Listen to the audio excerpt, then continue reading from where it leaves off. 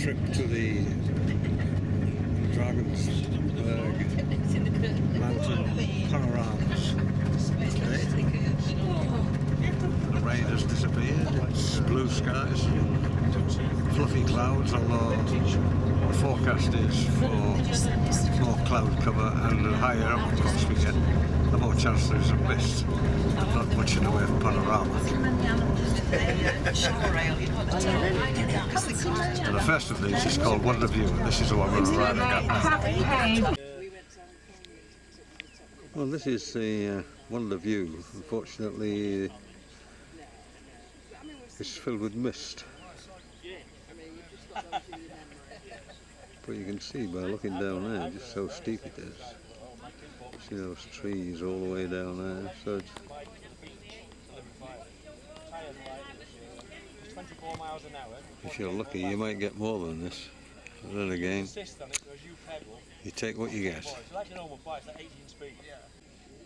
There's been a tremendous fire here at some time. But I'm sure there will be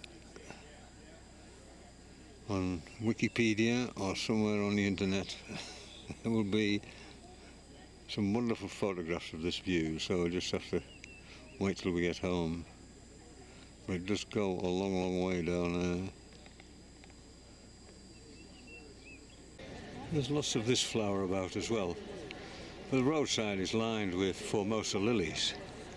Every time we stop there aren't any. So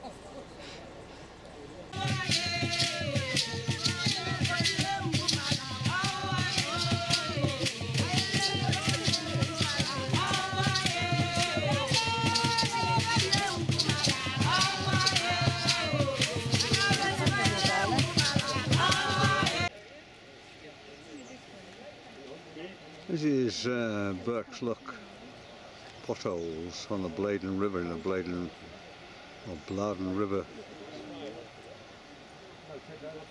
Nature Reserve. And you see over there there's a lot more water in than there has been because of the recent rain. See that lovely waterfall over there.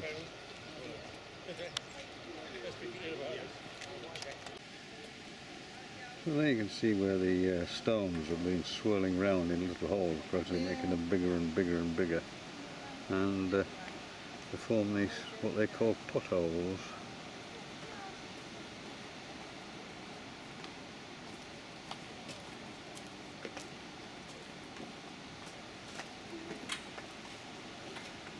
So it's obviously when the water comes down here in a rage, it's obviously comes up probably 20-30 feet.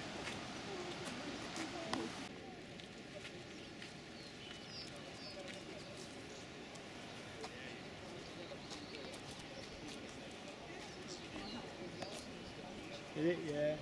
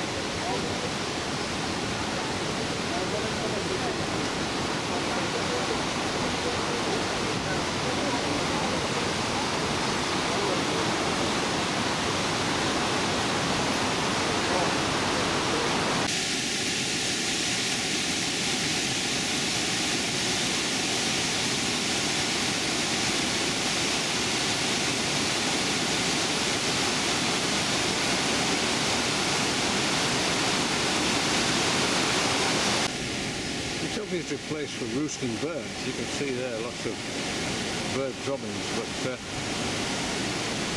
no birds at the moment.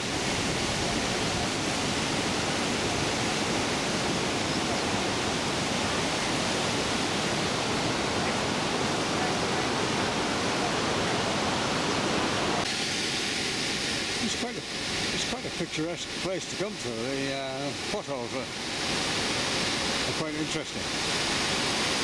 And all this fresh, clean water.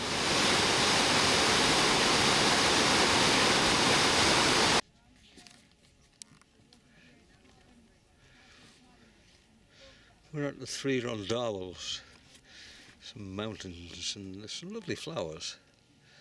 It's a lovely little thing here.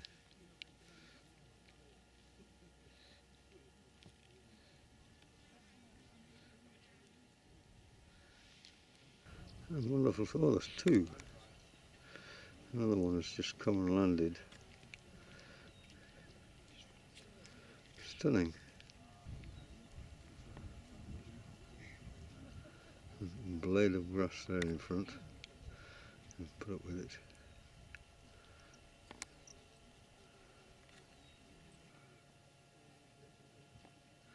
And blue and orange go together really well.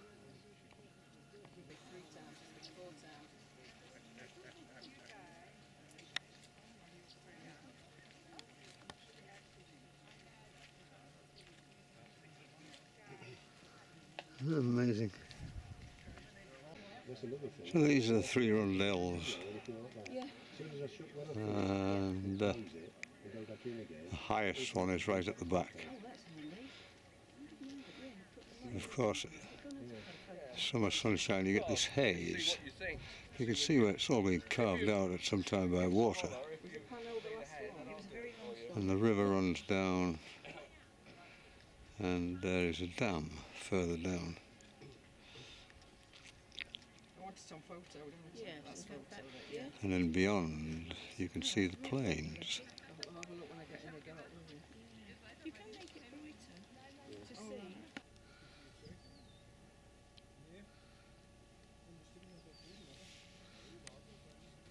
Lovely leaves.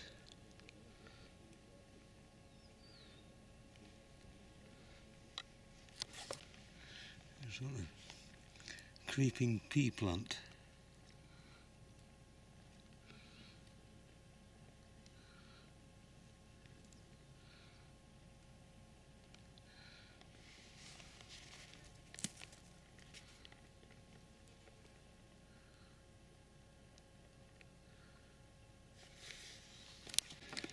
These lovely sort of pale brown, almost burnt sienna lichens with this incredible lime green one growing around it.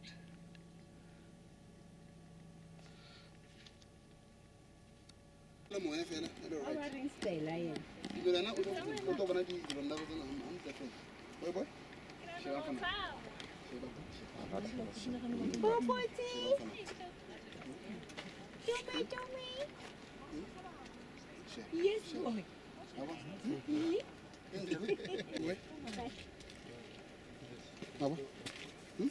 Nice. Saya mengkontrak.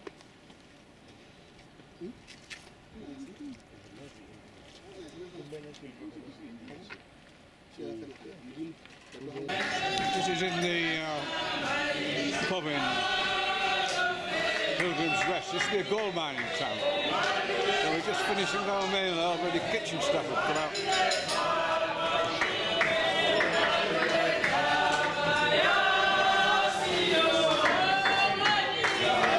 So this is Pilgrim's Rest. All the old buildings have been maintained. Very colonial. There's the post office. Tin sheets everywhere. And a British post box somewhere. It's original petrol pump.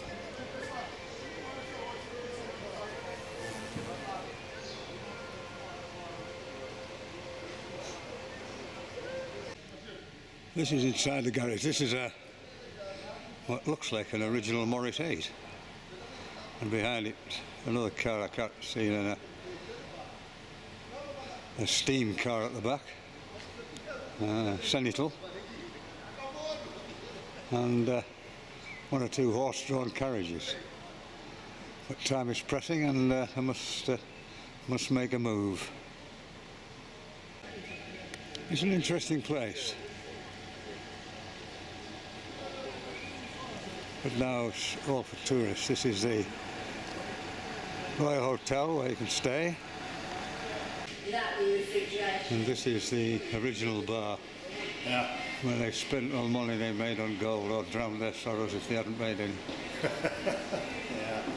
And an old cash register on the end. You got a rolls behind.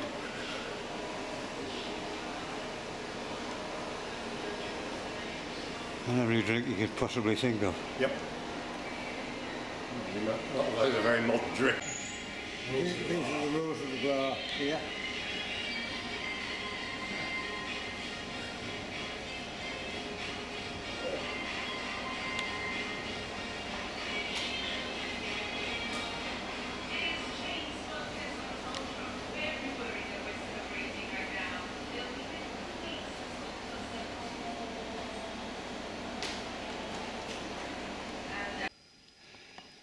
So this is the historic cemetery at this former mining village, Pilgrim's Rest.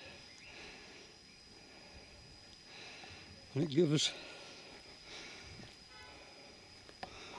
all the names.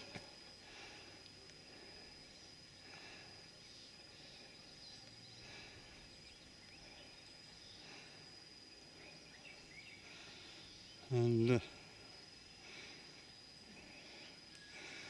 where they are. Of course, many of them were immigrants from England or from the United Kingdom, come to make their fortune in the gold mine. But very few of them did.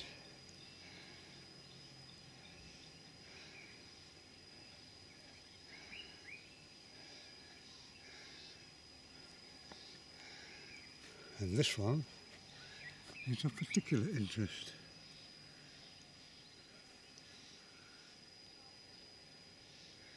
Sorry, 201.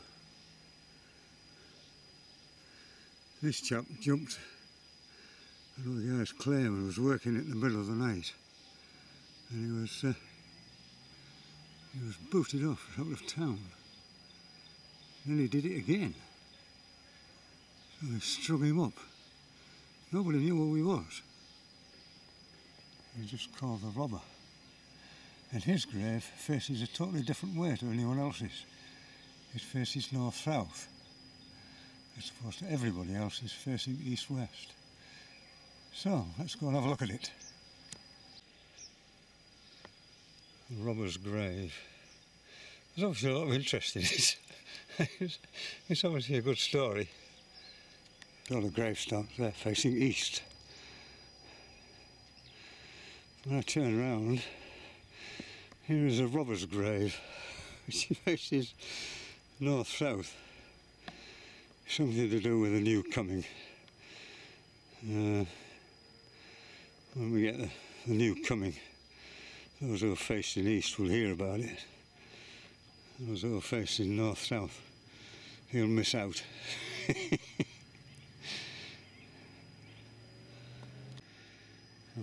I'm surprised, having been hung for a major transgression in the goldfields. I mean, it was the worst thing he could possibly do. I'm surprised he found himself in consecrated ground, to be honest. I thought they just dug a hole and stuck him in it.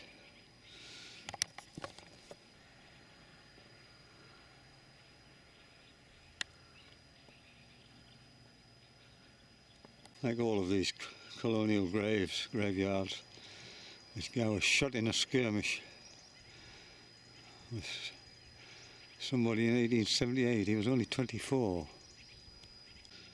And this little girl was 10. Measles and chickenpox and all of these diseases just took their toll of, and malaria, of course. There's another one.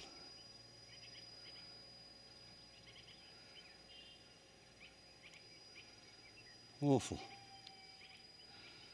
1 year, 11 months, and the second child was 19 days. They must have wondered what they'd come to. It's just row after row of despair, really. Tragic. These people came out here hoping to make their fortune and all died terribly young, and some of them brought their families with them. I mean, most young miners were bachelors. Many of them were the sort of second and third sons of the aristocracy, knowing that they weren't going to inherit the estate. That was to go to the eldest son. But very few made any money out of it. And this is obviously the Jewish quarter, where the graves themselves have been recently marked with the Cross of David.